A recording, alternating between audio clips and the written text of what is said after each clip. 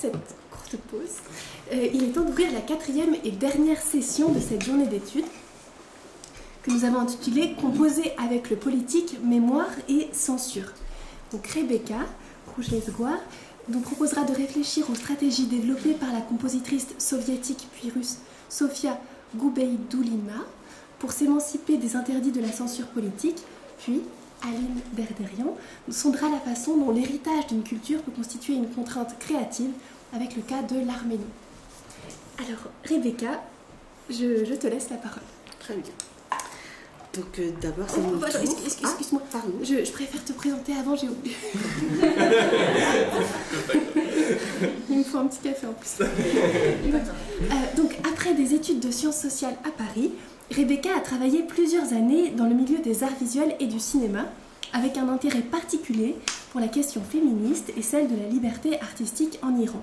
Elle a notamment engagé un travail collaboratif avec la cinéaste Manaz Mohammadi sur la diffusion de ces enjeux en Europe à travers des projections, conférences et expositions.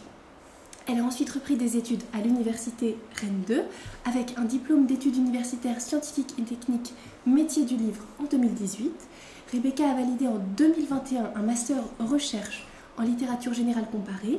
Son mémoire s'intitulait « Dire les violences sociales dans la littérature contemporaine, les cas d'Annie Ernaux et Toni Morrison ». Et en 2022, elle a validé un deuxième master, cette fois-ci en musicologie, mémoire de recherche, avec un mémoire de recherche intitulé « La caractérisation de personnages perdants et splendides dans la musique opératique de Tchaïkovski ». Actuellement doctorante en musicologie et chargée de cours en littérature et musicologie, la thèse de Rebecca porte sur l'étude comparatiste des outils d'écriture musicaux et littéraires au XXe et XXIe siècle à partir d'œuvres d'Annie Ernaux et de Sofia Goubaïdoulina. Rebecca, je te laisse. Merci beaucoup. Donc c'est mon tour de vous remercier d'avoir proposé cette thématique riche et de nous avoir invités, de nous avoir très bien accueillis et très bien accompagnés toute la journée. Et maintenant, effectivement, je vais vous parler de Sofia Goubaïdoulina. Alors, d'abord, je vais vous présenter. Je n'ai pas conçu de diaporama, et je vous prie de m'en excuser, mais je n'ai pas jugé ça utile sur le moment. Mais je vais vous présenter cette compositrice que tout le monde ne connaît pas. Sofia Azgatovna Goubaïdoulina est née en 1931 à Tchistopol, qui est une petite ville du Tartastan, c'est-à-dire c'est un territoire qui est dans les terres, qui est à peu près à 800 km de Moscou. Elle est née en 1931, c'est-à-dire dans l'URSS dirigée alors par Staline, qui, comme on le sait, est un tyran terrible, mais aussi un être très cultivé et notamment très mélomane, qui considère la musique comme étant à sa manière aussi puissante que la littérature. Il craint donc qu'elle n'influence les esprits. En tout cas, il souhaite qu'elle influence dans le sens qui lui convient. Et c'est la raison pour laquelle il confie à Andrei Alexandrovitch Zhdanov, l'un de ses plus proches collaborateurs, la mission de contrôler la forme musicale et les envies de modernité des compositeurs de cette époque. Cela se traduit précisément par la création de l'Union des compositeurs en 1932. Les compositeurs professionnels rejoignent l'Union et doivent respecter un certain nombre de règles, c'est-à-dire inscrire leur musique dans la tradition de la musique savante russe qui s'est constituée au XIXe siècle, et toute influence de la modernité européenne qui est très vivante dans cette période. Puisqu'elle est insupportable au pouvoir, elle est interdite. De plus, l'idée de l'art pour l'art est bannie, donc la musique doit être au service de sujets qui vont aller dans le sens on va dire, du pouvoir politique en place, ou à minima, de ne pas le contester. Voilà. Enfin, le pouvoir développe un terme qui ne veut rien et tout dire tout à fait, c'est-à-dire que c'est un mot qui est très utile pour pouvoir décider arbitrairement de censurer quelqu'un, c'est le mot de formalisme. Et c'est un terme qui va englober toutes sortes de reproches. Ça peut être que la pièce est décadente, ou qu'elle est déloyale, qu'elle est anti-soviétique, Bref, il s'agit de mettre en place un contrôle politique de la forme à adopter et des thèmes qui sont abordés. Alors, avant ce travail de contrôle sur les musiciens, c'était déjà le cas sur les écrivains, et ça va se développer finalement, ça va concerner tous les arts. Mais 1932, c'est aussi l'année où la famille de Sofia Gubaidulina s'installe à Kazan, qui est la capitale de cette petite république du Tartarstan. Et c'est là que Sofia Asgatanovna, qui n'est pas une fille de musicien, mais dont les parents sont très sensibles au goût incoercible de leur enfant pour la musique, prend ses premiers cours de piano. À 10 ans, elle affirme clairement vouloir devenir compositrice. Elle entre adolescente au conservatoire de Kazan, où elle poursuit des cours de piano, mais aussi d'histoire de la musique soviétique et des cours de composition. Et c'est donc dans ce conservatoire qu'elle passe ses premiers diplômes avec suffisamment de succès et de reconnaissance de ses enseignants pour être admise au conservatoire Tchaïkovski à Moscou, où elle s'installe en 1954, bénéficiant d'une bourse d'études attribuée par l'État. Staline est mort l'année précédente, en 1953, et après quelques mois, on va dire, de valses hésitations et de mort mystérieuse, c'est Nikita Khrouchtchev qui lui succède au mois de septembre 1953. Avec son arrivée au pouvoir, il y a une petite détente politique. Tout est à relativiser, mais quand même, et bien qu'il ait été proche de Staline, il va quand même notamment remettre en cause certains procédés de son prédécesseur. Et entre autres, il va apparemment, on va dire, développer une forme de souplesse vis-à-vis des artistes qui peuvent s'exprimer un petit peu plus librement. Sofia Gubaidulina a étudié au conservatoire Tchaïkovski, donc à Moscou, de 1954 à 1959, et suit les cours de composition de Nikolai Ivanovitch Peiko, qui est un compositeur, un professeur, et qui est aussi l'assistant de Dmitri Dmitrievitch Shostakovich, qui est alors la grande référence musicale absolue pour l'ensemble des musiciens soviétiques. Très maltraité par Staline, qui soufflait le chaud et le froid à chacune de ses créations, Shostakovich, dans cette période de Nikita, va également s'exprimer davantage à travers la musique, mais aussi à travers des textes qui donc permettent effectivement de témoigner de cette petite souplesse, cette petite détente. C'est lui qui préside le jury d'examen de Sofia Gubaidulina en fin d'études au conservatoire. L'ensemble du jury reconnaît à la jeune femme un grand talent de composition, et dans l'ensemble, il partage le désir de lui le désir, mais vous allez comprendre, le désir, le délire arrive après, le désir de lui accorder la plus haute note possible. Toutefois, l'un d'entre eux, Chapolin, qui est un compositeur et professeur, lui reproche, je cite, certaines tendances formalistes. Vous reconnaissez le terme. Et à cela, Shostakovich répond « Pourquoi, mot pour mot, pourquoi ne pas étouffer vos doutes et vous asseoir dessus ?» Le maître a parlé, et donc la note maximale est attribuée à l'unanimité à la compositrice. Ce sont les meilleurs auspices pour commencer une carrière. Mais ses premiers pas et ses premières existences, ses premières expériences dans cette existence de compositrice vont être un petit peu gênées, on va dire, par sa vie personnelle, tout d'abord, parce que, tout simplement, elle donne naissance à une petite fille. Elle est mariée avec un homme qui est, pour des raisons professionnelles, extrêmement absent. Et en fait, s'occuper d'un bébé toute seule, sa famille étant au Tatarstan, eh bien, ça ne laisse pas beaucoup de temps pour la composition. Et sa dévotion pour la musique est telle qu'elle en souffre énormément. Et elle finit, après un certain temps, à confier sa fille à ses propres parents. Et puis elle divorce aussi, dans la foulée, hop. Reprenant sa liberté, elle va pouvoir se consacrer à la composition. Et finalement, elle débute sa carrière officiellement de compositrice en 1964, qui est le moment où Nikita Khrouchtchev est gentiment invité à quitter le pouvoir et que Leonid Brejnev s'installe à sa place. Et ce dernier restera au pouvoir en 1982. L'arrivée de Brejnev, c'est la fin de cette relative souplesse que j'ai mentionnée plus tôt. Notamment, à la tête de l'Union des compositeurs, il y a Tikhon Khrenkov, qui a été nommé déjà depuis un certain nombre d'années, il y a depuis 1948. Mais enfin là, il est bien content de retrouver la bonne vieille doctrine de contrôle des musiciens. Et dans ce contexte-là, il y a assez peu de pièces de Goubaïdoulina qui font l'objet de représentations. Comme tous les compositeurs de sa génération, elle s'intéresse aux possibilités que représente la tonalité avec un l'apostrophe, le terme d'atonalité, qui a été développé par Schoenberg et par beaucoup de compositeurs européens à sa suite. Puisque la musique tonale, je le dis pour ceux qui ne sont pas musiciens, qui était la musique telle qu'on la composait jusque-là, si vous voulez, c'est une forme de grammaire, d'écriture, et bien le fait de se débarrasser de ces contraintes, qu'on a le droit d'utiliser aussi, mais d'avoir cette liberté de se débarrasser de cette contrainte de la tonalité, bien ça permet de pouvoir écrire des musiques, ou en tout cas de confronter des sons de façon tout à fait infinie, puisque nous enlevons toutes les règles, tout est possible. Et alors évidemment, il se trouve que si l'intérêt pour son œuvre et manifeste chez les musiciens qui l'entourent, l'Union des compositeurs lui accorde assez peu de droits de diffuser, c'est-à-dire de faire jouer ses œuvres. Donc ça reste beaucoup sur le papier.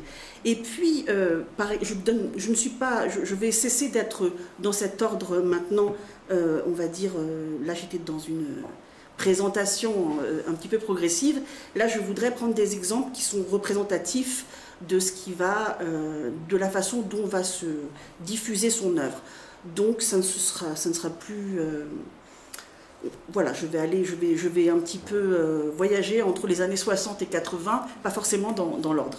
Mais je prends l'exemple de la venue du pianiste français Jean-Pierre Armengaud, qui vient à Moscou en 1974 dans le cadre d'un partenariat culturel entre Paris et Moscou. Donc il apporte avec lui des pièces de musique sérielles, de Boulez, qui sont très connues en France. Tout le monde est absolument fasciné par ça, Schnittke, Goubaïdoulina, tout le monde. Ils connaissent, bien sûr, parce que vous pensez bien qu'ils achètent des choses sous le manteau et qu'ils se renseignent.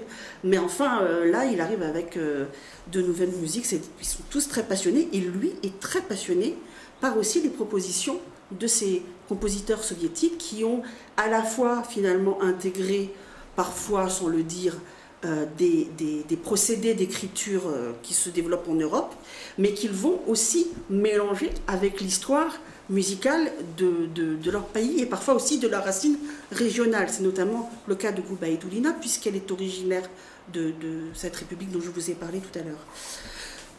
Il se trouve qu'en France, outre ses qualités de pianiste, Jean-Pierre Armengaud est connu aussi pour organiser des concerts, et notamment il organise tous les ans dans le sud de la France un festival de musique.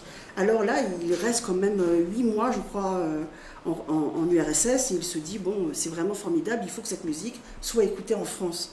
Donc, il va rentrer avec, riche de tout ce qu'il a entendu, et puis il va organiser, il va planifier une édition spéciale de son festival où seront jouées les pièces Denisov, d'Alfred Schnittke en particulier, et en particulier de Sofia Goubaïdoulina. Mais cela signifie préparer le programme et ça signifie envoyer des invitations. Et là, le problème, c'est que Tiron Khrinikov, donc, qui est à la tête de l'Union des compositeurs, est furieux. Parce qu'il trouve que cette musique-là n'est pas du tout représentative de la musique soviétique. Et qu'il est hors de question qu'on envoie ça en France pour montrer notre culture musicale. Alors, ni lui, ni le pouvoir politique ne les autorisent à quitter le pays. Ils restent donc en France. Ils passent même une sorte de... Vous savez, ils doivent se présenter devant l'Union des compositeurs et puis faire leur autocritique un peu. Enfin, ils doivent présenter, dire, ben voilà, et ils vont recevoir le jugement de séparatistes. Ils sont des séparatistes. Et donc, ils n'ont pas l'autorisation de quitter le territoire. Pour autant, leurs œuvres sont jouées cet été-là en France. Cependant, en URSS, Sofia Goubaïdoulina peine à faire jouer ses œuvres. Alors, elle ne semble pas tellement en souffrir, mais à l'écouter, est-ce que c'est une réécriture de ces années-là? Je ne sais pas, mais en tout cas, elle n'a pas l'air d'avoir été tant perturbée. Ce qui est très important pour elle, c'est d'avoir toujours le temps de travailler, d'écrire, de chercher, de de confronter des idées, de confronter des sons. Et peu importe que ça ne convienne pas à l'esthétique attendue par le pouvoir. Et de toute façon, la plupart du temps, la forme qu'elle propose ne leur plaît pas. Et en plus, régulièrement, les thèmes qu'elle propose ne leur plaisent pas non plus. Donc c'est pas très grave. Elle persévère dans l'expérimentation. Par exemple, elle compose à la fin des années 60 une série de pièces à partir d'une collection de jouets musicaux, les jouets pour les enfants. Et en fait, cette pièce, elle sera créée dans les années 90 au piano, et elle a été enregistrée plein de fois. Il y a beaucoup si vous cherchez des enregistrements des pièces de Gubaïdoulina, vous allez voir parfois Musical Toys. En fait, au départ, c'était vraiment les sons des jouets. Et cette collection étant restée sur place, il n'y a que les gens qui les possèdent qui peuvent la reprendre. En l'occurrence, là, seul le collectionneur et quelques proches ont connaissance de ce travail. L'absence du public, je vous dis, hein, finalement, n'entame ni son courage ni son obstination. Elle compose par exemple cette œuvre, Rubayat, sur des vers. En fait, c'est un poème persan, Rubayat, de Omar Khayyam. Et c'est une œuvre magnifique qui fait l'objet d'une interprétation publique en URSS au milieu des années 70, mais après la représentation, l'Union des compositeurs considère que non, ça ne convient pas. C'est pas tant la musique que le sujet qui les dérange, alors ils décident qu'elle ne sera plus jamais jouée. Bon, elle est jouée depuis, mais il a fallu attendre quelques décennies. Et puis finalement, elle crée en 1975 avec Vyacheslav Artyomov et Viktor Souslin un groupe d'improvisation, enfin en tout cas moi c'est comme ça que je le qualifie. Elle le définit comme un laboratoire de composition, mais enfin ils viennent improviser sur scène. Et pour que vous voyez un petit peu l'état d'esprit, la première représentation publique a lieu dans le cadre d'un concert qui est organisé par un pianiste qui s'appelle Alexei Lyubimov. Et il s'agit d'un concert de musique médiévale, avec des musiques italiennes et françaises du XIIIe et du XIVe siècle. Et entre les pièces du programme, les trois compositeurs viennent sur scène créer des interludes où ils improvisent. Alors ils jouent de la cithare, ils jouent aussi du gudastviri, qui est une sorte... Alors, on compare souvent à la cornemuse, puisqu'il y a quelque chose qui ressemble, oui, un petit peu à la cornemuse, mais c'est en fait un instrument géorgien traditionnel, et ils sont habillés en ménestrel, et ils jouent ces petites pièces où ils improvisent complètement, en écoutant ce que fait l'autre, et c'est tout à fait surprenant, et ça ne plaît pas non plus, encore une fois, à l'Union des compositeurs. Bon, par ailleurs, elle travaille seule, beaucoup. C'est quelqu'un qui peut reprendre une pièce pendant des années. Quand elle écrit, par exemple, L'heure de l'âme, qui est une œuvre que je vous recommande, qui est une très belle œuvre, elle va créer un certain nombre de versions, elle va y travailler pendant 10 ans. Pendant ce temps-là, elle crée d'autres choses, mais celle-là, elle y revient. Alors, L'heure de l'âme, en fait, c'est un extrait c'est un extrait d'un poème de Marina Tsvetaeva, qui elle-même a été on va dire une poétesse pas très bien traitée par le régime stalinien, c'est le moins qu'on puisse dire. Et donc, c'est donc pas, à ce moment-là, c'est pas tout à fait la poétesse que le pouvoir en place a envie d'entendre dans la musique soviétique, mais enfin, elle s'en fiche, elle fait son... Et puis, elle va écrire, alors il y a 50 instruments avant, enfin c'est des œuvres assez monumentales qui ne sont pas jouées à l'époque, qui seront créées plus tard.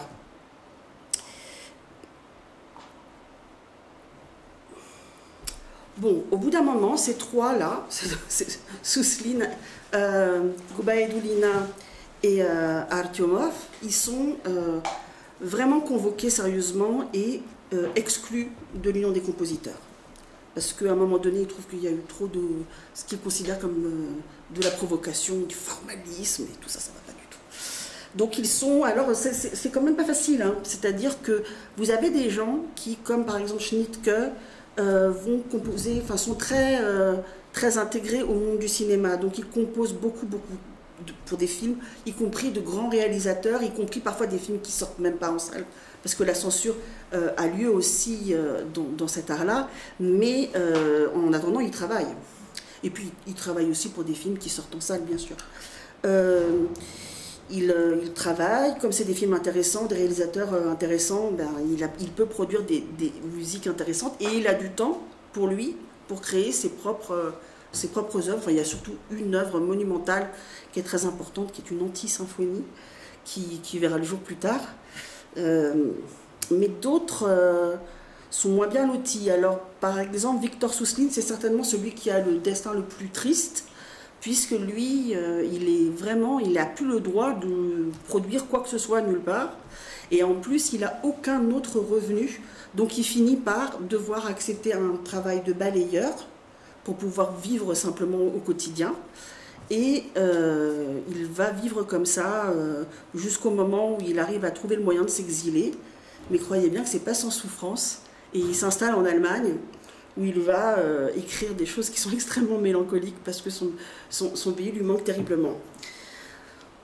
Sofia Gubaidulina, elle poursuit dans son travail de son côté. Elle n'a pas les mêmes contacts que Schnittke, mais elle arrive à composer quand même pour des films. Mais pour le coup, c'est plutôt des choses assez insipides, des petits dessins animés, des films pas très intéressants. Et elle fait des musiques pas très intéressantes, mais ça lui permet de continuer de gagner de l'argent. Elle donne des leçons de piano aussi. Ce qui compte pour elle, c'est d'avoir le temps de composer. Et quand on est joué nulle part, on peut s'octroyer toutes les libertés. C'est ce qu'elle fait. Elle compose par exemple sur des thèmes religieux, dans un pays qui a interdit la religion. Et alors qu'elle n'a jamais reçu d'éducation religieuse, elle a une foi, elle est croyante, elle est même mystique. Et elle se fera baptiser d'ailleurs à 50 ans, quand ce sera devenu autorisé. Donc elle va écrire par exemple un De Profundis, qui va être, mais alors elle l'écrit pour le bayan, qui est un instrument traditionnel. Il y a souvent des rencontres inattendues avec Gubaidulina. Je vous ai parlé des poèmes de Marina Tsvetaeva, c'est aussi dans cette période où elle va beaucoup travailler. Et puis, nous arrivons maintenant à la dernière partie de ce que je voulais vous dire, c'est la place que vont avoir les instrumentistes. C'est-à-dire que, comme elle est toujours à l'écoute des sons, elle est aussi à l'écoute des interprètes et comment chacun fait sonner son instrument. Et par exemple, elle a une passion pour la manière dont Mark Piekarski, qui est un percussionniste, joue des percussions. Donc elle va lui écrire une pièce, Percussio di Piekarski, qui sera créée. Il se trouve que ce percussionniste a la possibilité de voyager. Il se peut que le régime ait été moins dur avec les instrumentistes qu'avec les musiciens, encore que c'est à discuter, puisque il y a des témoignages qui vont dans le sens inverse. En tout cas, lui, il arrive à voyager et il va créer cette pièce à Paris, alors qu'on ne veut pas la jouer en URSS. Il y a Guidon Kremer, qui est vraiment une gloire soviétique, parce qu'il a reçu en 1970 le premier prix du concours Tchaïkovski de violon, c'est un violoniste. Et lui, il est régulièrement invité un peu partout dans le monde à jouer, et on le laisse jouer parce qu'il représente une fierté nationale. Il se trouve qu'il adore ce qu'elle écrit, donc il va lui demander de lui écrire pour lui un concerto pour violon, ce qu'elle va faire. Et elle a une façon de parler des interprètes que je trouve remarquable, et c'est pourquoi je veux la citer. C'est quelque chose qu'elle dira, enfin, pas à ce moment-là, hein, c'est quelque chose qu'elle va dire lors d'une interview dans les années 1990. Donc elle dit: lorsque vous avez un interprète particulier à l'esprit, votre travail a quelque chose d'unique et d'individuel, vous le voyez pendant que vous faites la composition. Et Guidon Kremer, pour elle adore comme il joue, elle est très contente qu'il lui demande de lui écrire quelque chose, et pour elle, il représente un peu le feu. C'est-à-dire que il est comme ça, il s'embrase, il est plein de couleurs, sa musique est très, très puissante, et puis comme s'il se consumait pendant qu'il joue. Alors, elle a cette idée que je trouve remarquable, et j'aurais aimé vous faire écouter la pièce, mais elle est très longue. Enfin, elle est trop longue pour que vous puissiez vraiment comprendre. Enfin, je ne peux pas avoir un extrait court, quoi, ça ne veut rien dire. Donc je vous la décris. Elle prend un motif de Bach, que à peu près tout le monde connaît, même les gens qui ne savent pas que c'est Bach, et elle va retirer des notes progressivement au fur et à mesure, comme le feu qui à la fin s'éteint, il ne reste plus qu'une seule note. C'est un concerto, donc il y a quand même un dialogue entre le soliste, le violoniste et l'orchestre. Et donc, il se trouve que effectivement, Gideon Kremer va jouer cette pièce, je ne sais plus dans quel pays européen, mais je me demande si c'est pas... Bon, enfin, il le joue dans 2 pays successivement, dans 2 pays européens, et ça a beaucoup de succès. Et c'est là où l'Europe, finalement, va vraiment découvrir Gubaïdoulina. Mais enfin, on est presque en 1980. Ça fait quand même déjà 20 ans qu'elle compose professionnellement. En tout cas, cette démarche, qu'elle a peut-être pas toujours tout à fait choisie, va favoriser la diffusion de ses œuvres. Je ne crois pas qu'on puisse vraiment parler de stratégie, puisque c'est ça la question que je voulais poser dans cette communication, c'est-à-dire quelle est la part de stratégie et quelle est la part de geste artistique. Bon, il semble que ce soit plutôt un geste artistique lié à sa dévotion pour la musique, pour les instruments, et effectivement aussi son intérêt pour la façon dont les musiciens usent de leur instrument. Forte de ce grand succès, elle va obtenir de l'URSS un premier droit de voyager. Alors, je ne peux pas dire qu'elle n'a jamais voyagé, puisqu'elle s'est rendue une fois à Prague, mais c'est le Prague de la Tchécoslovaquie, sous le joug de l'URSS. Donc ça reste quand même un domaine qui reste encore assez contrôlé à l'époque. Bon, là, elle va pouvoir quand même aller jouer en Europe, en Italie, en fait pour la première fois, et elle va commencer à vraiment trouver un public qu'elle n'attendait peut-être pas ou plus, et il se trouve que c'est aussi le moment où il va y avoir à nouveau un changement politique, puisque je vous ai dit, Brejnev disparaît en 82, et après encore quelques petites valses politiques rapide, c'est Gorbatchev qui arrive au pouvoir, et il se trouve que Gorbatchev, vous le savez, est l'homme qui a mis en place la perestroïka, et donc qui a permis aussi, notamment aux artistes, de voyager beaucoup plus facilement.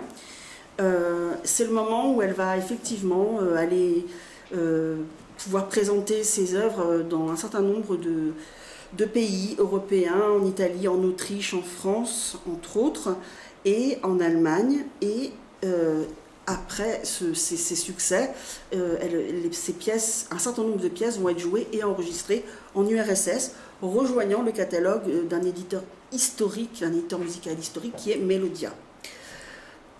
Mais la liberté totale, elle ne la trouve qu'en 1991, puisqu'à la dissolution de l'URSS, elle choisit de quitter la Russie pour s'installer en Allemagne, où elle retrouve notamment son ancien camarade Victor Souslin. Et je dois dire que vous voyez qu'elle est née en 31, vous voyez que c'est une vieille dame, mais elle continue de composer là, à l'heure où je vous parle. Alors, en 2021, alors qu'elle atteint l'âge très impressionnant de 90 ans, l'Allemagne, qui la célèbre depuis 91, lui rend un hommage immense. La Russie lui rend un hommage immense.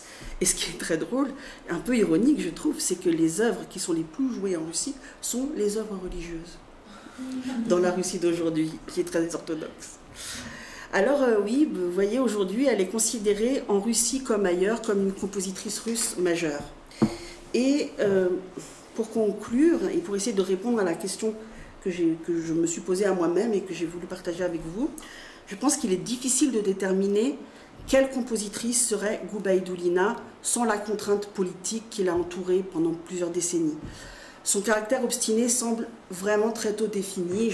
Il y en a de nombreuses preuves que je n'avais pas la place d'énumérer, mais sa fascination pour la musique est incontestable.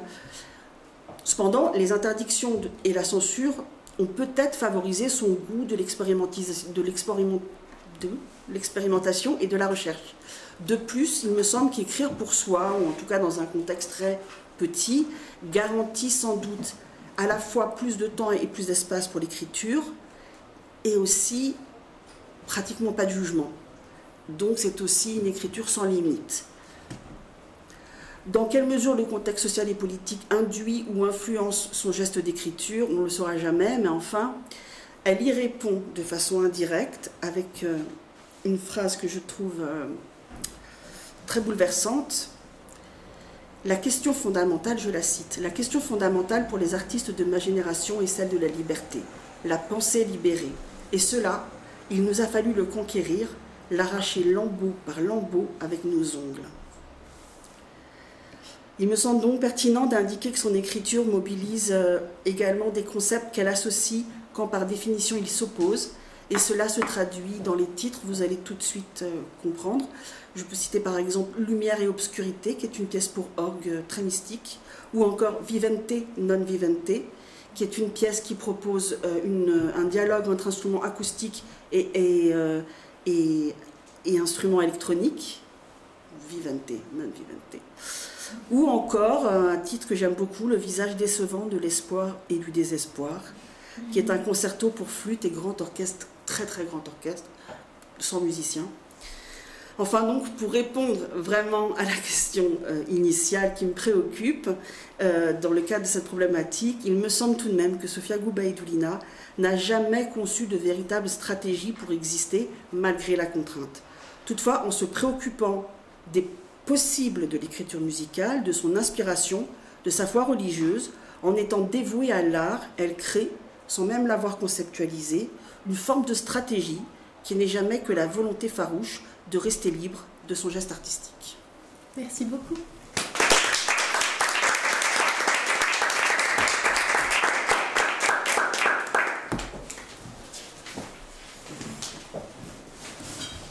Aline, je t'invite à t'installer. Donc, Aline Berderian est docteur. Alors, je me manquais juste l'info, c'est docteur en danse. Non, en art plastique. En art plastique, ouais. très bien. Donc, mais bon, c'est tout comme. Donc, Aline Berderian est docteur en art plastique. Elle chorégraphie et danse, notamment au sein de Consensus, qu'elle crée en 2014. Elle obtient un MFA de chorégraphie au Trinity Leiden en 2018 et enseigne la scénographie pour la danse au département Performance Design Practice de Central St. Martin's jusqu'en 2020. Suite à cela, elle est chargée des ateliers chorégraphiques du département art plastique de l'université Rennes 2 pendant 2 ans.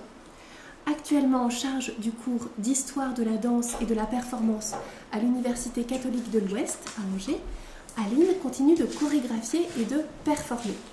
Sa thèse de recherche-création « Danser et interagir » questionnait les liens entre chorégraphie et performance en diaspora arménienne, en miroir des pédagogies radicales californiennes de la fin des années 60. Sa recherche et sa pratique chorégraphique interrogent les modalités de jaillissement de l'héritage culturel dans les pratiques corporelles et visuelles d'artistes femmes plus ou moins contemporaines. Donc Aline, je te laisse la parole. Merci. Alors déjà je l'ai dit en off pendant le déjeuner, mais je réitère mes remerciements à Alice, Kevin et Nicolas pour l'organisation efficace et harmonieuse de cette journée qui va nous donner, je crois, à toutes et à tous du grain à moudre. Et merci pour cette introduction, étant donné la longueur du titre de ma thèse. Donc je commence. La soutenance de ma thèse commençait par une citation du metteur en scène et comédien d'origine arménienne Simon Abkarian. Dans l'ouvrage Au Karabakh, le livre noir, qui revient sur les origines du conflit qui oppose l'Azerbaïdjan et l'Arménie, l'artiste écrivait « Une nation privée de sa parole poétique se prive d'elle-même du politique, les deux sont indissociables ». Je continue de réfléchir à cette citation, tant la situation de l'Arménie et de ses frontières ne s'améliore pas. Donc si paroles poétiques et politiques sont indissociables, cela sous-tend que toute œuvre poétique, ou disons artistique, recouvre une dimension politique qui déborde parfois du cadre même de sa création ou de sa genèse. En admettant que l'appréhension du politique dans des contextes artistiques a donné lieu à travers l'histoire des arts visuels et de la scène à des œuvres qui militent, célèbrent, représentent ou résistent bien souvent par les corps, l'on peut envisager qu'il se dresse soit comme un impératif qui devient contrainte, soit comme fuel créatif révélateur d'une nécessité. Dans les pratiques chorégraphiques depuis le début du XXe siècle, la notion de contrainte, et on peut citer les Creative Tasks de Anna Halpern par exemple, est presque toujours génératrice de mouvements corporels, métaphoriques, kinesthésiques. La pratique chorégraphique d'Iris Karayan est, elle, basée sur l'expérimentation du temps en tant que concept. Comment le temps se perçoit-il? Que fait-il ressentir? Comment s'incarne-t-il?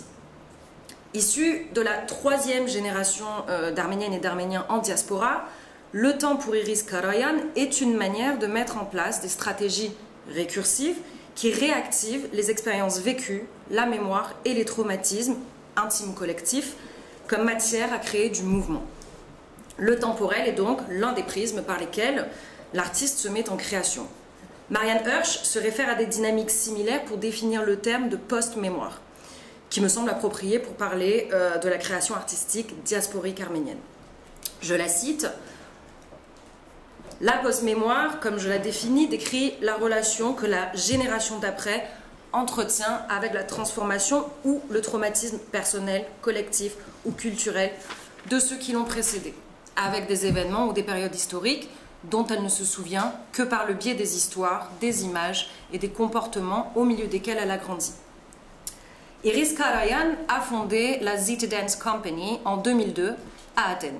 Ces pièces chorégraphiques ont été présentées internationalement, notamment durant un festival assez prestigieux de danse européen, Aerowaves, qui l'a invité à plusieurs reprises pour Mothers en 2013 par exemple, ou Unauthorized en 2020.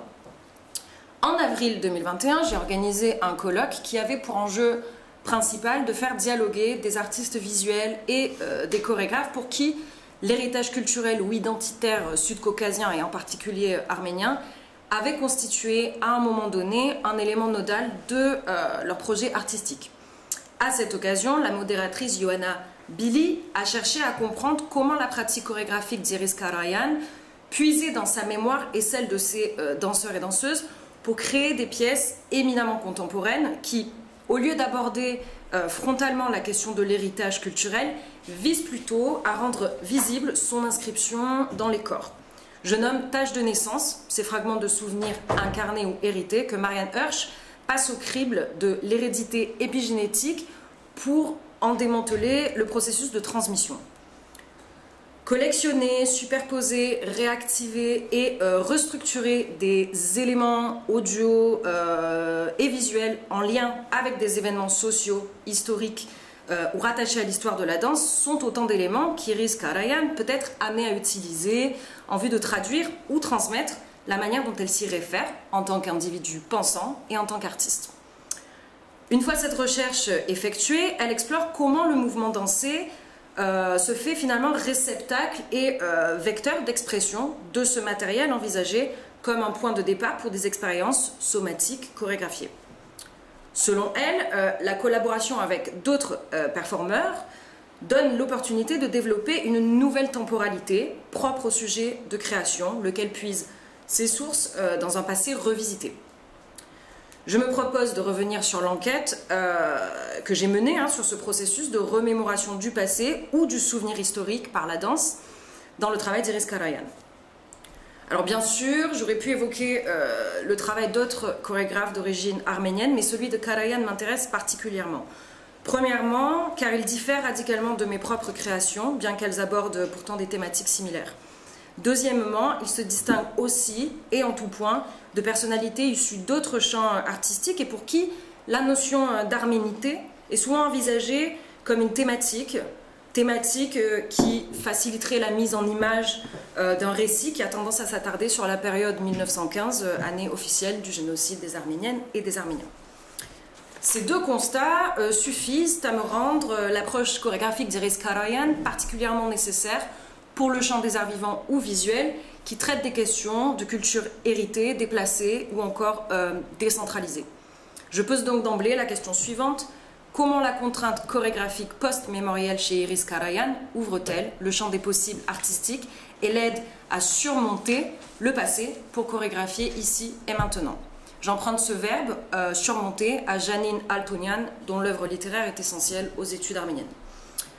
Quant à savoir si l'arménité de l'artiste a influencé sa pratique chorégraphique et comment, Iris Karayan répond que la physicalité d'un sujet est toujours marquée culturellement, mais qu'elle se construit et se performe en fonction d'un environnement social et culturel passé qui cohabite obligatoirement avec le présent. En termes de recherche-création chorégraphique, voilà un point qui me préoccupe, moi, particulièrement. De quelle manière la création contemporaine en diaspora, au pluriel arménienne, s'empare-t-elle de son histoire culturelle? D'autre part, dans quelle mesure cette histoire qui est rattrapée par une actualité géopolitique alarmante force-t-elle les praticiens et les praticiennes à ne plus envisager le passé du peuple comme un fantasme, mais plutôt comme une stratégie de contestation, voire de résistance qui passerait par la création. En s'en tenant aux pratiques artistiques corporelles, Karayan dit que si des marqueurs socio-culturels sont intrinsèques à un sujet et à sa manière de se mouvoir, il tient toutefois à l'artiste de parvenir à les faire dialoguer en fonction des objectifs de la danse. In fine, s'il est un lien entre l'héritage culturel et la création, pour elle, l'expérience du présent est effectivement influencée par des traditions et des souvenirs qui se manifestent de manière propre à chacun et chacune et qu'elle investit dans des processus créatifs pour lesquels la relation au temps long est un paramètre essentiel. Par cette expression, la chorégraphe fait référence à plusieurs événements qui ont précédé sa construction identitaire, l'impact qu'ils ont eu sur la manière de vivre des personnes avec qui elle a grandi, comment elle continue d'agir sur sa corporalité actuelle et par extension sur le médium artistique qui l'anime. Selon André Lepecki, tout transfert de la pièce chorégraphique, de la traduction littéraire ou de l'œuvre plastique dans une vie d'après, qui déborde du cadre original qui l'a engendré, offre une nouvelle grille de lecture de cette origine et la change pour toujours, je cite ici. Et donc cette étude porte sur la pratique chorégraphique d'Iris Karayan et l'origine de ses travaux qui puisent dans sa compréhension des événements historiques, culturels ou sociaux qui l'ont marqué. Pourtant, si ces danses ne peuvent changer l'origine des faits qui ont inspiré son processus créatif, elles offrent toutefois un regard neuf et unique qui fusionne avec le présent de celles et ceux qui les interprètent. En somme, les danseuses et danseurs dépassent, incarnent et transforment les souvenirs et, devenant les nouveaux héritiers d'un passé réinvesti, produisent de nouvelles corporalités, tandis que Karayan, à travers elle et eux, survit ou surmonte corporellement, chorégraphie cette post-mémoire, sorte de mémoire d'après ou de transmémoire, pourrait-on dire. Pour illustrer, je vais m'appuyer sur la pièce A Time to Mourn, Un temps pour faire le deuil, que Iris a chorégraphiée en 2010. Il s'agit d'un duo de femmes qui explore la dualité entre l'humain et l'animal, ainsi que son incapacité à réfréner ses expressions de violence au cœur d'une société contemporaine, censée être garante de la civilisation moderne, censée. Cette violence archétypale se transforme en chagrin, le pouvoir en faiblesse et l'humain en animal, écrit-elle. Donc voilà, je vais vous montrer des extraits tout en déroulant mon analyse, de sorte à rendre cela un peu plus vivant. On peut déjà aller sur le lien, okay. Comme ça c'est fait. C'est celui-ci. Oui. Ah super, ça ne redemande pas l'adresse mail. Par contre, il faut que je ah oui, mince. Bon, je continue peut-être. Oui, je t'en prie. On déroulera, ce ne sera pas synchro avec la vidéo, mais qu'importe. Donc, A Time to Mourn commence par un tableau dans lequel deux danseuses vêtues de kaki et de marron sont à quatre pattes. La lumière orange est sombre, elle donne une impression de chaleur et de coucher de soleil. Merci. On va déjà mettre en route. Hop.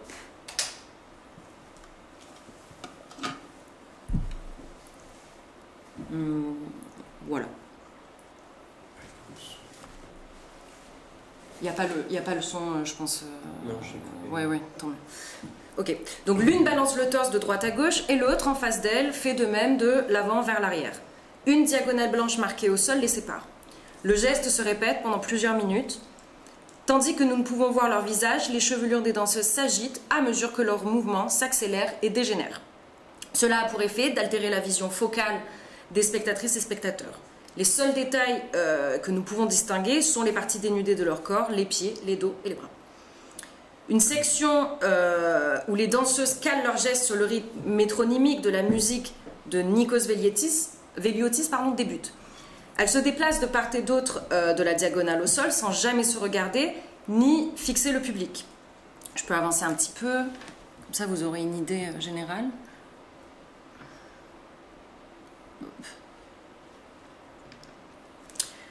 Les sauts sont toujours effectués en un bloc, c'est-à-dire que tout le corps prend son élan dans le sol pour se regrouper en une courbe vers le ventre et s'élancer d'un coup, se redresse un temps et change à nouveau de position.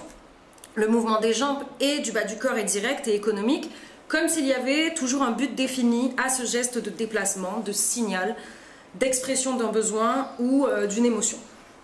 Pendant ce temps, les bras et les mains grattent le sol, le balayent pour y chercher quelque chose, tapent du poing dans l'air ou encore facilitent l'atterrissage des sauts.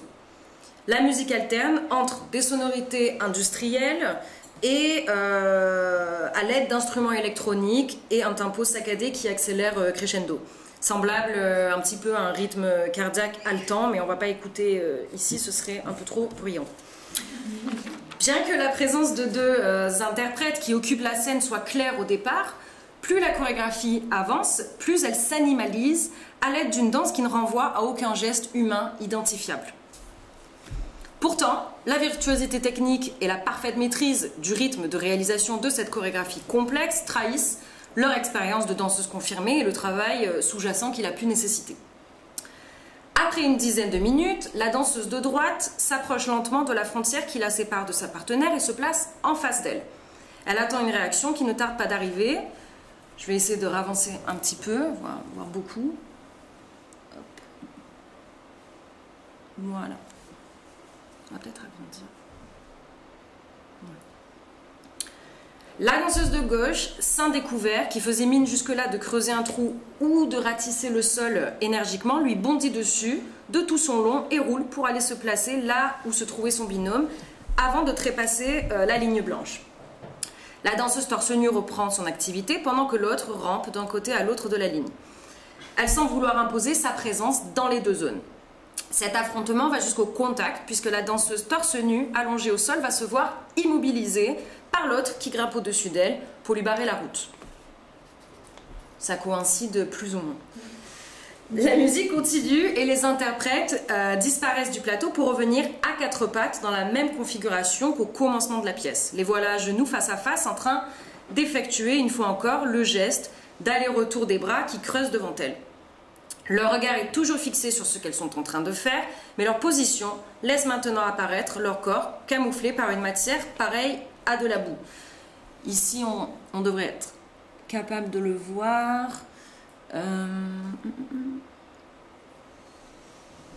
À ce moment-là. Donc le geste s'accélère à nouveau et donne l'impression qu'elle cherche à ramasser le plus vite possible le présumé trésor. La lumière devient froide et verdâtre. Le duo se tient debout face au public et entame une section de danse rapide et synchrone. Celle-ci alterne entre 3 niveaux, debout, accroupi ou au sol. Chaque passage au sol est accompagné de cris qui, là encore, évoquent l'animal plus que l'homme ou la femme. Ce tableau dure plusieurs minutes et s'accompagne d'une intensification du ton grave de la musique. On croirait entendre là des cordes de plusieurs violons qui grincent à différents moments de manière peu harmonieuse. La lumière change encore, elle devient bleue et plus clinique. Au début de la pièce, la couleur orange, chaude et poétique, accentuait le vocabulaire gestuel animal des danseuses. À mesure que la chorégraphie avance, cette couleur disparaît graduellement pour finalement montrer leur peau sans artifice, à la manière d'un néon dont le but n'est pas d'embellir le sujet éclairé. Ce troisième tableau se concentre sur un registre chorégraphique qui se distingue de ce qui a été vu jusqu'ici. Bien que certains mouvements soient répétés encore et encore, ils se transforment à chaque transition de lumière et au contact de nouvelles données gestuelles. Dans ce dernier tableau, par exemple, les passages au sol reprennent le mouvement général des deux premiers et comportent des temps de pause durant lesquels l'une des deux danseuses fait un signe stop de la main, le visage à terre. Ça, on va le retrouver ici.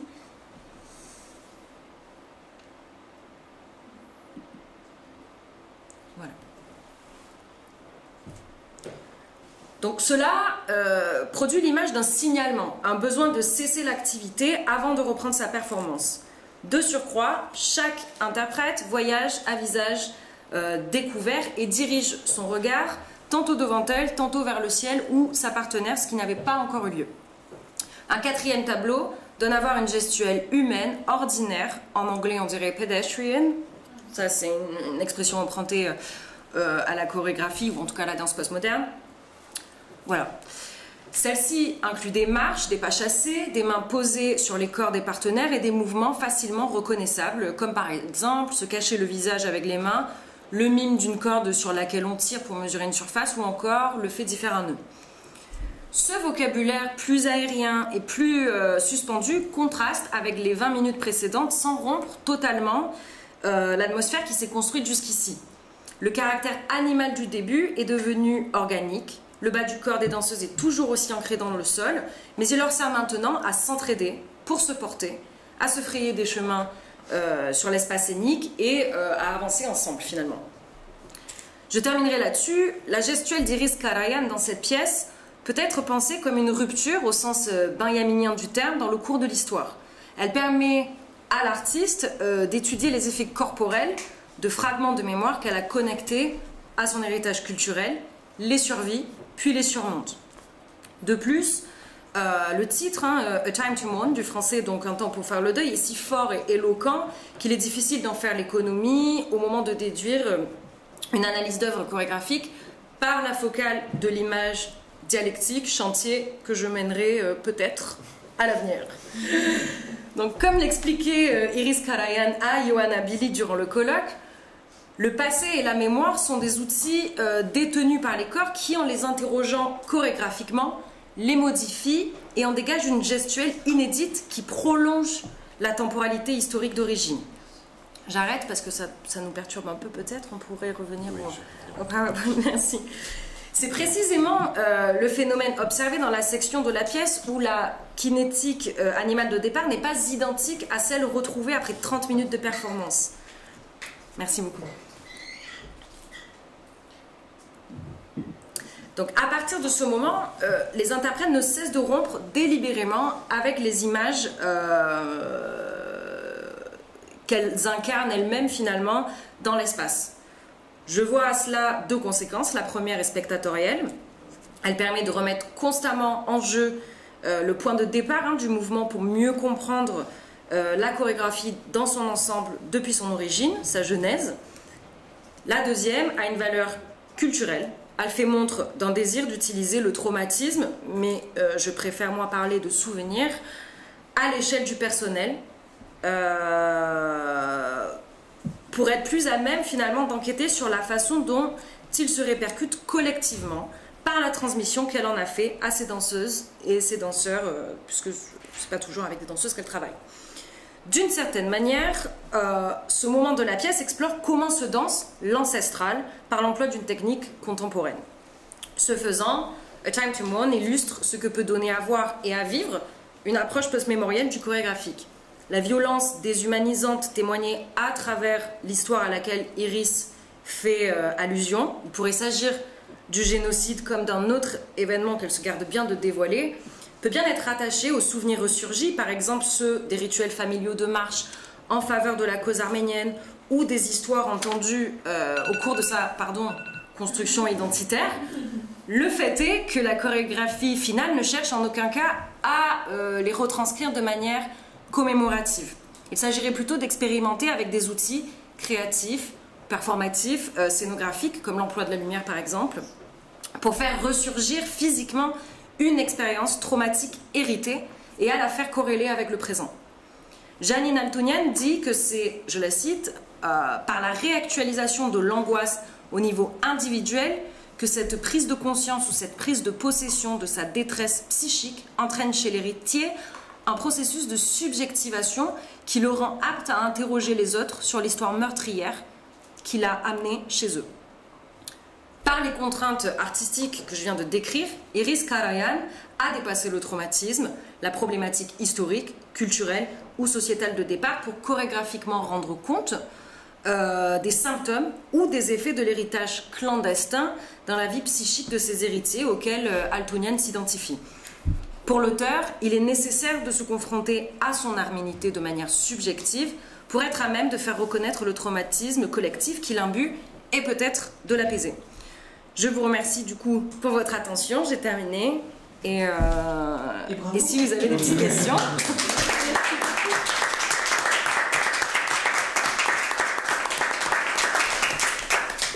Merci beaucoup à toutes les deux, c'était passionnant et je vous propose qu'on se lance dans la discussion. Est-ce que certaines ont des questions?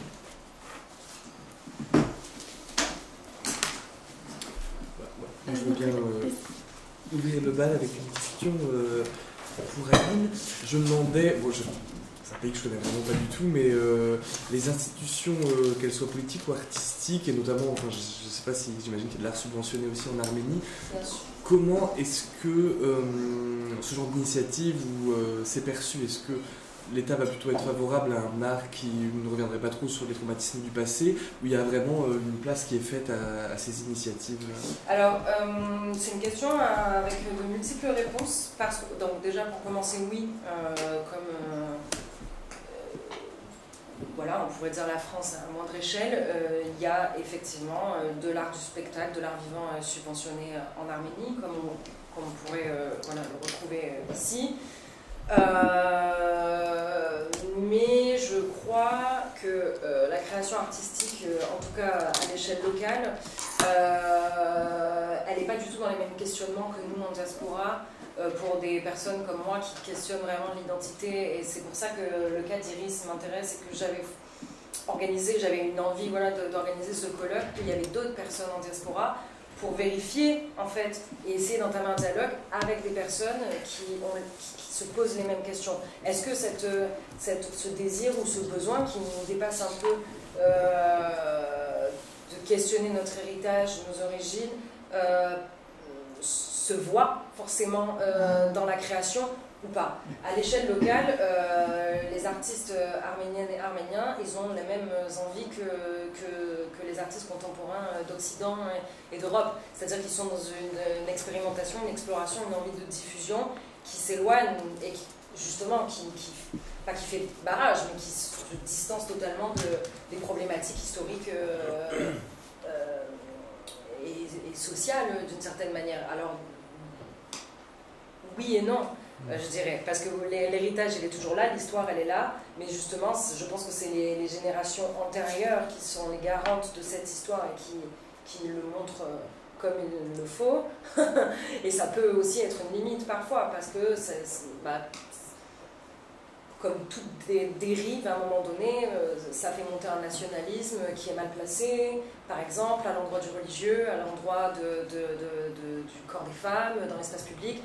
Voilà, donc c'est deux choses différentes. Après, il y a un festival, par exemple, de performance qui s'appelle le High Fest, qui est un festival d'art performatif qui, chaque année, propose, un peu comme le Fringe Festival à Édimbourg, par exemple, qui propose un versant héritage culturel, ou en tout cas thématique génocide, histoire arménienne.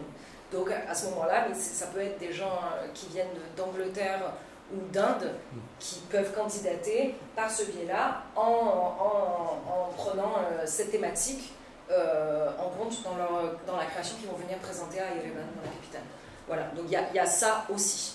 Mais je dirais que comme n'importe où, les artistes ont des problématiques qui leur sont propres. Et mon endroit à moi, c'est pour ça que c'était aussi dans le sujet, dans le titre de la thèse, je parle d'un endroit de personnes d'origine en diaspora, donc avec des facteurs de départ qui sont très différents. Voilà. Je ne sais pas si ça répond. Si, merci beaucoup. Moi j'ai une question pour Aline aussi. Je voulais savoir, je suis désolée, je parle beaucoup de musique, mais tu vois, la danse, c'est quand même en général associé aussi à la musique, enfin en tout cas pas toujours, mais c'est souvent. Et je me demandais si, en tout cas dans ou alors dans ce que tu as pu créer, ou alors dans ce que tu as pu observer. Par exemple, ce qu'on a vu là, est-ce qu'il y avait quelque chose de sonore? Ça peut être aussi des voix, ou quel était Dans mon travail dans ton travail, si tu veux bien le dire. Mmh. Mais tu vois, sur ces questions-là, tu étais en recherche-création. Oui. Et puis aussi dans ce que tu as pu observer dans le cadre de ta thèse, notamment là par exemple, l'exemple que nous avions là avec Arayan, est-ce que ce que nous avons regardé qui était silencieux, est-ce qu'en fait il y avait quelque chose qui... En rapport à l'harmonité? Bah oui. Non, absolument. Enfin, en tout cas, on n'a pas interrogé Iris là-dessus, jamais, je crois. Mais tu l'as pas remarqué, quoi. Et non, parce que donc Nikos Veliotis est d'origine grecque, je pense qu'il a absolument rien à voir avec l'Arménie, ou en tout cas, oui, on peut avoir des sensibilités, mais je pense pas, mais je parle sous son contrôle, je pense pas que c'était un désir de départ, et cette analyse même, Iris, elle est au courant de toute façon de l'analyse que j'ai menée après interview, après colloque, etc. Mais c'est ma réflexion à moi que je pose sur son travail, ça me permet d'illustrer ma réflexion, mais en aucun cas c'est ma parole, quoi. Donc voilà, il n'y a aucune... Iris n'a jamais spécifié un instinct, un engagement à l'endroit de l'Arménie à proprement parler pour cette pièce. Mais c'est justement tout ce travail-là, c'est à quel endroit c'est inhérent et ça dépasse le geste artistique, et à quel moment c'est une célébration qu'on prend à bras le corps. Et c'est toutes ces questions-là, moi, qui m'intéressent. Et pour ce qui concerne la musique, bon, bah, tu es musicologue, donc tu dois savoir que voilà, l'Arménie a une histoire musicale très très importante. Ça m'intéresse de savoir si c'est mobilisé. Moi, ça a été mobilisé par le passé dans des productions où j'en ai pas parlé ici, voilà, parce que je parle pas de ma pratique, mais oui, je l'ai bien sûr, beaucoup, les chants grégoriens notamment, le komitas évidemment, mais après voilà, ça peut devenir un écueil aussi quand en fait dans ta pratique à toi en tant qu'artiste, chorégraphe, praticien contemporaine, tu veux te détacher de ça, être ramené toujours, c'est toujours compliqué. Il faut pas... Ce qui est compliqué, c'est d'être rigoureux, faire toujours le distinguo entre ce qui va être de l'ordre du folklore et ce qui va être de l'ordre de la commémoration, et comment on peut utiliser l'héritage dans l'essence pour en créer quelque chose de nouveau. Sinon, on répète en moins bien ce qui a déjà été fait, c'est pas intéressant. Ouais. Non, mais ça m'intéressait de savoir comment tu abordais cette question, parce que je pense que toutes les positions sont tout à fait défendables, intéressantes, et j'avais envie d'avoir une... Mais après, oui, c'est une musique qui m'habite de toute façon. Quoi qu'il arrive, c'est toujours quelque part là. Merci. Merci. Alors moi j'ai une question pour toutes les deux, donc des questions différentes, mais plus ou moins liées à l'idée du collectif. Rebecca, donc tu disais que Sofia Goubaïdoulina travaillait beaucoup seule, mais je me demandais, faire peut-être un lien avec la présentation d'Aurore, avec cette idée d'artistes très, très proches. Tu disais aussi qu'elle était en contact avec d'autres artistes sous la censure, comme Sousline et Arturov, si je prononce bien, et qu'elle a pu profiter peut-être indirectement de son lien avec certains instrumentistes qui étaient moins sous le coup de la censure pour faire voyager son travail. Et du coup, je me demandais à quel point l'idée du réseau d'artistes, de la connexion entre artistes, ça a pu être important ou non dans la dynamique d'émancipation. Si, moi, oui, je suis très contente que tu me poses cette question, parce que ça me permet d'expliquer des choses que je n'avais pas forcément la place de développer, parce que c'est quand même tenir. Pour ce qui est Arturov et Sousline, là c'est un vrai travail à trois, mais ils ne se considèrent pas comme des compositeurs qui vont travailler ensemble, puisque ce qui les intéresse, c'est de travailler à l'improvisation. Mais l'improvisation de la musique savante, enfin, ce qu'on appelle la musique savante par opposition à la musique populaire. Et c'est ça qui est original, on dit toujours, oh là là, la musique classique, ils ne savent pas improviser. En fait, si, la plupart. en réalité. Et on dit le jazz, ils savent pas lire, vous savez, c'est les clichés. Bon, en fait, si, ils savent lire en général. Mais en fait, ils font ce qu'ils veulent surtout. Et donc, en l'occurrence, les trois, là, ils avaient vraiment envie d'expérimenter l'improvisation. Donc, il n'y avait pas de travail commun d'écriture, puisqu'il s'agissait d'improviser. Je vous ai donné l'exemple de la première représentation, parce que je trouve qu'elle est exemplaire de leur, un petit peu de leur folie, d'arriver comme ça dans un concert de musique médiévale, de musique européenne, et puis de proposer des choses avec des instruments traditionnels de la Russie. Et en même temps, c'est bien, quoi. C'est riche d'essayer des choses comme ça. Et j'ai passé sous silence, parce que j'essaie d'avoir quelques exemples représentatifs, aussi le travail qu'elle a mené dans...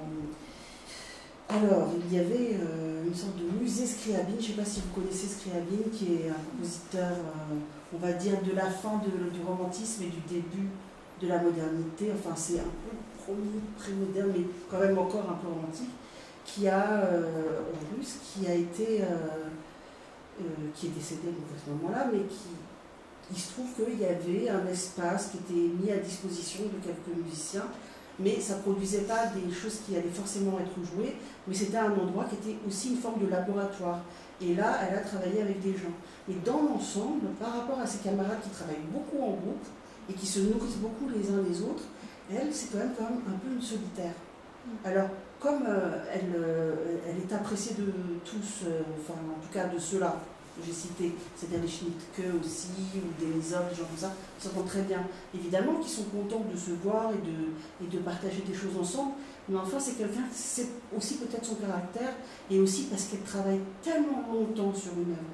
C'est pour ça que vous avez des œuvres très importantes en termes à la fois d'effectifs, de nombre d'instrumentistes, et aussi en termes de temps, des œuvres longues, qui vont faire l'objet des fois de 2, 3, 4 versions. Elle change tous les instruments. Alors elle raconte la même histoire, attention, hein, c'est la même chose. Mais elle va organiser à la fois le rapport avec le... Enfin voilà, elle va changer l'orchestration, elle va changer un certain nombre de choses. Et en fait, elle aime bien, parfois elle rajoute une pièce, ou alors elle retient la pièce parce qu'elle se dit finalement ça marche tout seul. On va mettre autre chose à la place. Et en fait, c'est comme si le travail n'était jamais fini. C'est comme une peinture que vous passez votre temps à faire. Et donc, c'est intéressant qu'à un moment donné, ça fasse l'objet d'une édition. Et je pense que quand on ne vous édite pas, en fait, vous pouvez continuer à travailler en permanence. Donc finalement, il y a eu des éditions, par exemple, de ces œuvres à différentes périodes. Donc il y a parfois 2, 3 versions d'une même œuvre, mais ça se fait plus tard. Et pour finir, sur les instrumentistes, oui, je crois qu'en tout cas, eux, ils se sont intéressés à elle. Et elle, quand elle aimait un instrumentiste, elle a continué à le faire par la suite. Quand elle est arrivée en Allemagne et qu'elle a découvert Anne-Sophie Mutter, qui était une toute jeune violoniste à l'époque, parce qu'elle a été starifiée à 14 ans, Anne-Sophie Mutter, elle est un petit peu géniale. Elle a eu envie de lui écrire tout de suite quelque chose, parce qu'elle fait un son vraiment très différent. Enfin, donc il y a parfois sa volonté, et parfois c'est les instrumentistes qui lui demandent, comme Gideon Kremer. Et manifestement, dans les faits, il se trouve que sa musique, elle a voyagé avant elle. Dans les bagages des instrumentistes ou comme ce pianiste qui organisait des concerts. Donc, bon, voilà. Donc, en fait, je pense que par rapport à ses camarades de la même génération, elle est beaucoup, beaucoup plus solitaire. Et ça, je pense que c'est son caractère. Parce que elle peut avoir aussi des points de rencontre qui sont en général très fructueux. Merci. Et Aline, du coup, c'est une question aussi autour du collectif, parce que tu parles de post-mémoire, qui, j'ai la sensation, est un concept entre l'intime et le politique, l'intime et le collectif. Et du coup, je me demandais, tu disais, il y avait cette idée de transmission, et donc je me demandais comment ça se passait. Donc, pour Iris Karajan, si tu as des informations à ce sujet, et aussi pour toi, la transmission de ces questionnements avec les danseurs. En fait, quand on est chorégraphe, avec ces danseurs, comment ça se passe? Je ne parlerai pas en nom d'Iris, donc je parlerai de ma pratique. Mais oui, ça a été l'essentiel de ma thèse en recherche-création, que de retranscrire en fait tout ce que j'avais pu produire avec d'autres ou pas depuis 2015, qui est l'année du centenaire du génocide des Arméniens, où on m'a donné l'opportunité, on va dire, de chorégraphier une pièce à cette occasion. Et donc, tout ce travail de thèse a été de revenir sur qu'est-ce que finalement serait le processus de transmission finalement de cet héritage culturel arménien en danse contemporaine, pour vraiment vulgariser vraiment grossièrement. Mais donc, ça peut passer par plein de choses. Je peux prendre l'exemple d'une pièce, mais en fait, ça diffère à chaque fois, ça dépend de la thématique que je veux aborder, ça dépend de ce que je souhaite donner comme expérience aux spectateurs ou aux visiteurs, s'il est question d'une exposition. Il y a une pièce qui s'appelle Génik que j'ai montée en 2018 où il était question d'un dispositif immersif en fait, où on faisait attendre les spectateurs, visiteurs, témoins dans une salle d'attente. Des performeuses hôtesses venaient chercher ces témoins ciseaux à la main et les amener jusqu'aux danseuses, en l'occurrence Zara Sanz pour la nommer et moi-même, nus avec des longues tresses qui recouvraient tout l'espace du sol. Et en fait, les spectateurs, les témoins devaient couper cette tresse jusqu'à atteindre nos crânes. Au moment où nos crânes étaient atteints, on commençait à se mettre en danse. Et pour arriver même à faire ressentir ce par quoi moi je suis passée pour avoir cette idée-là, que de mettre ça en place. Je vous donne un exemple de la pièce, parce que c'est une pièce du rationnel, il n'y avait pas de... On pouvait la faire 5 heures comme une demi-heure selon qui était dans la salle. Donc. Mais voilà, c'est un exemple un peu phare pour arriver à déjà convaincre des performeuses ou des danseuses de danser ça, se sentir légitime de danser ça. Ça passe par des mois en fait, de recherche ensemble à entrer dans un univers qui est chorégraphique et qui n'a rien à voir nécessairement, enfin qui n'a pas forcément à voir avec cette histoire-là qui est la mienne personnelle du questionnement sur l'Arménie ou sur mon arménité. Donc c'est travailler ensemble déjà, acquérir ça, cette notion de collectif au sein d'un groupe que tu réunis, et ensuite éventuellement en tant que compagnie ou que troupe ou que sais-je, que groupe, aborder la question de l'arménité et comment ça peut justement s'approprier selon chacune, puisque finalement, là, Génik, ça veut dire femme au pluriel en arménien, et c'était ce pan-là de l'histoire que j'abordais, c'est-à-dire la sororité dont fait preuve les femmes arméniennes pendant les marches vers la mort. Bon. Mais cette question, tout le monde peut se la poser, et pas que les Arméniens et les Arméniennes sont légitimes de se poser la question de comment ont vécu ces femmes à ce moment-là. Enfin, je veux dire, ce serait absurde. Donc, du coup, c'est vraiment arriver à universaliser pour faire collectif, je crois. Après, il y a une autre pièce qui est plus récente, que j'ai chorégraphiée pendant ma thèse, qui était en solo, puisque voilà, pendant tout ce temps de thèse, de toute façon j'ai beaucoup plus travaillé seule, parce que c'est pas possible, je crois, que d'avoir une carrière de chorégraphe avec des grosses productions et 25 danseurs et mener à bien un travail de recherche plus académique en tout cas. Donc j'ai beaucoup travaillé toute seule, ce qui a été aussi là une interrogation, c'est après avoir fait tout ça en collectif, qu'est-ce qui reste chez toi de tout ça? Donc là, j'ai créé un solo qui était basé sur une figure arménienne des années 20.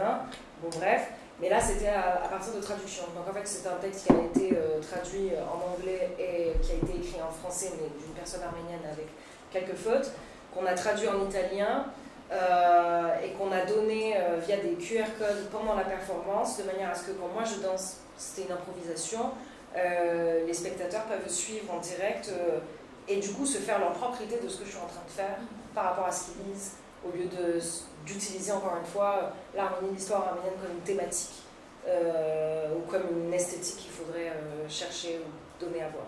Voilà, je ne sais pas si ça répond, mais on va en parler pendant des heures, mais voilà, j'ai donné 2 exemples, un en groupe et un en solo, mais quoi qu'il arrive, même un solo, pour moi, c'est jamais un travail solitaire. Enfin, ça peut être un travail solitaire dans la manière de l'articuler avant d'arriver en studio. Une fois que le projet existe, on est plusieurs à le mettre en place, même s'il y a une personne sur scène. D'ailleurs, il n'y a pas toujours une personne sur scène pour cette pièce, mais voilà.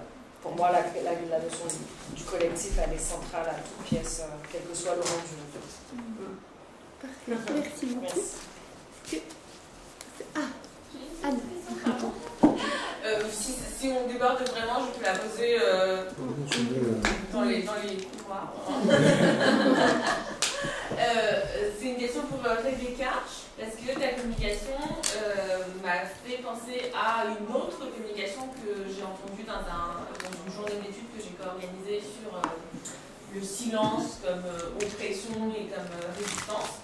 Et en fait, il était question donc, à peu près de la même époque, toujours du coup centrée sur la période stalinienne, au Kazakhstan.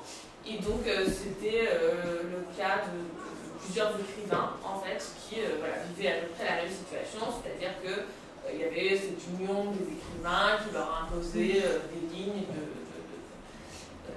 production créative et donc qui s'en écartaient.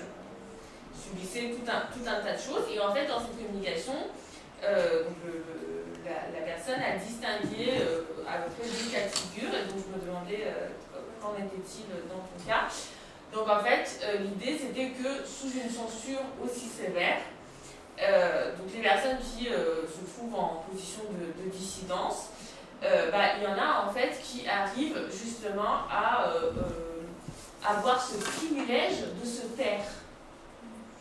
Et donc en fait, ne pas dire, ou en tout cas ne pas pouvoir publier son œuvre et écrire pour soi, etc., c'est finalement une sorte de privilège, alors que il y en a d'autres qui en fait subissent cette censure dans la mesure où ils sont contraints de parler.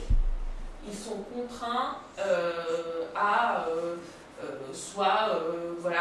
produire vraiment quelque chose qui suit la ligne du parti, ou alors ils sont contraints à condamner leurs collègues, etc.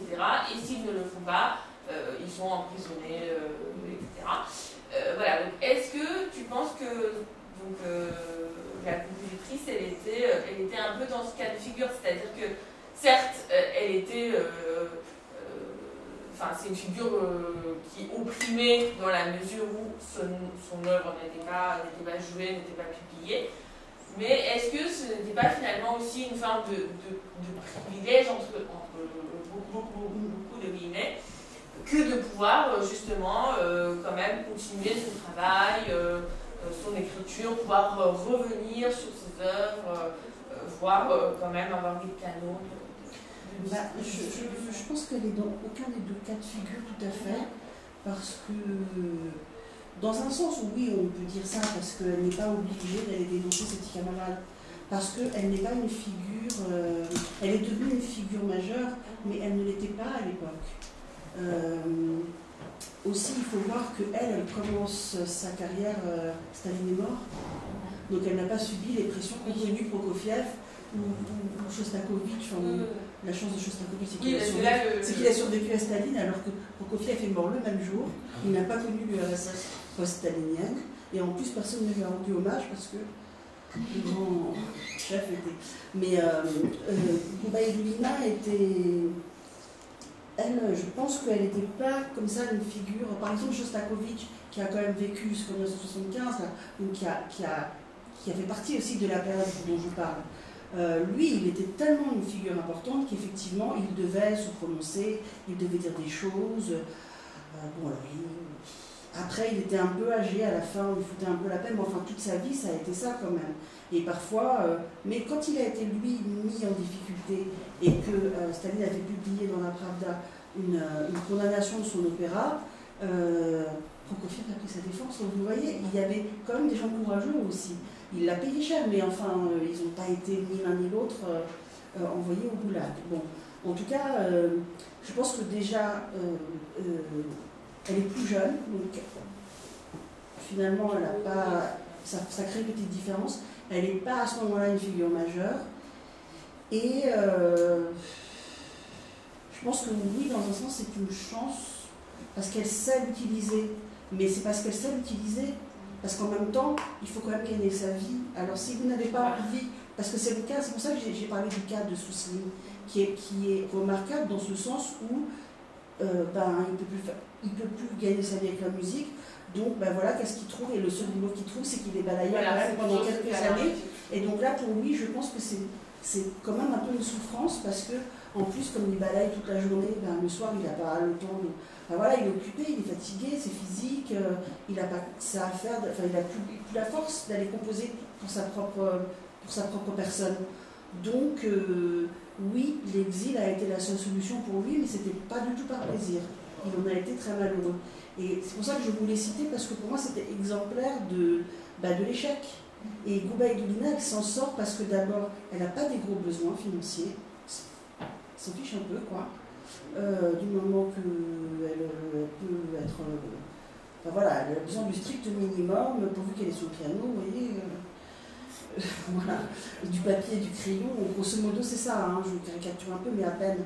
Donc, il y a cette chose qui n'est pas commun à tout le monde, elle a peu de besoins, elle a aussi pas beaucoup de besoins des autres, c'est-à-dire que je pense qu'elle est très contente de rencontrer des gens intéressants et d'être amie, d'avoir des amitiés, c'est aussi une partie de la réponse que je faisais à Alice, mais je pense qu'elle n'a pas... si elle ne voit personne pendant quelques semaines, en tout cas à cette époque-là, c'est pas très grave. Elle a tellement son propre univers, vous savez, elle est mystique, mais elle est un petit peu folle quand même.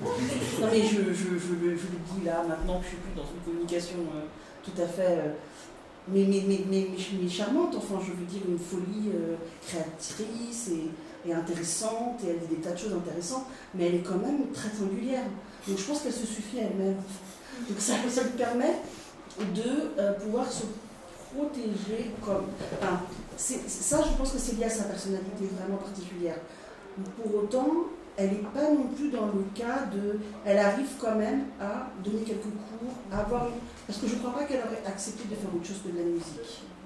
Je ne crois pas une seconde qu'elle aurait accepté, quel que soit le travail, peu importe, je pense qu'elle n'aurait rien accepté d'autre que de faire de la musique. Donc en donnant des cours de piano par-ci par-là et en faisant quand même de temps en temps, il y a un truc qui est joué quand même un petit peu, et puis pas beaucoup, mais et en ayant aussi la possibilité de petit à petit de faire jouer ses œuvres à l'étranger. Bon voilà, ça va. Mais je pense qu'elle est un cas très singulier, c'est pour ça qu'elle m'a intéressée. Parce que sa musique est passionnante, mais elle n'est pas la seule, il y en a d'autres qui ont fait des choses passionnantes. Mais sa personnalité aussi est très singulière, et c'est pour ça aussi que j'avais envie de travailler sur cette œuvre. J'aurais une dernière question pour poursuivre ce que tu nous dis à présent, juste concernant son enfance, sa personnalité. Ah, bien, je voulais savoir ce qu'elle en avait fait. Alors oui, évidemment, oui, alors sa petite fille qui s'appelle Nadia. L'espoir. Elle a été élevée par ses parents par ses grands-parents du coup, et par les parents de Sofia Goubaïdoulina tant qu'elle était petite. Et en fait, à partir du moment où elle commence à être un peu grande, elle retourne avec sa mère à Moscou, et puis pour aussi bénéficier d'une certaine éducation. Donc oui, elle prend en charge l'éducation de sa fille. Mais enfin, vous savez, à l'époque aussi, c'était le truc positif de l'URSS, c'est que quand même il y avait beaucoup de choses gratuites, l'électricité était gratuite, l'eau était gratuite, et puis les écoles étaient gratuites, et il y avait une éducation assez solide quand même dans une ville comme Moscou. Donc oui, elle va revenir vivre avec sa mère. C'est un peu... C'était pas mon sujet. Je l'avais mentionné au début parce que je voulais vous montrer à quel point la musique était importante pour elle. et qu'elle préférait envoyer sa fille, qu'elle aime beaucoup par ailleurs, chez ses parents que de se priver de composer. Je trouvais que c'était représentatif. Voilà. Mais oui, tout se passe très bien. Mais en plus, c'est intéressant. C'est justement mesurer à Oui, quel non, point la musique... Elle est revenue à l'adolescence. En tout cas, vraiment, j'ai adoré toutes vos communications.